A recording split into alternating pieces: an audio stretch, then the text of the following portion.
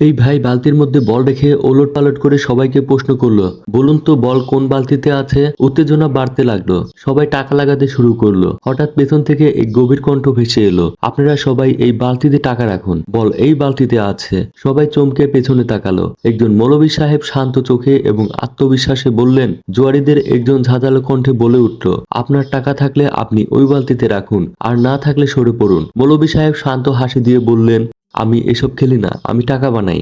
এ কথাটি যেন আকাশে বজ্রপাতের মতো শোনালো। সবাই চমকে গেল। ভাইটি বালতি তুললো এবং দেখা গেল বলটি সেখানে নেই।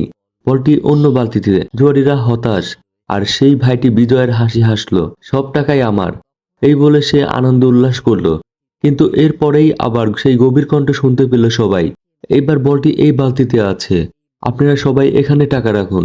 মৌলভী সাহেবের কথায় যেন এক অদ্ভুত শক্তি ছিল। সবাই চোখ বন্ধ করে তার নির্দেশ মেনে চলল। যখন বালতি তোলা হলো, বলটি সেখানে।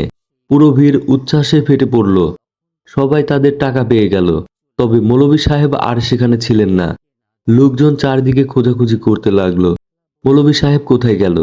জোয়ার ভাইটি মাথা নেড়ে বলল, তোমরা জানো না এই লোকটা কে? ও বড় ধরনের বাবা। পৃথিবীর বড় বড় লোকদের এই বুদ্ধি শিখে বড়লোক বানিয়েছে।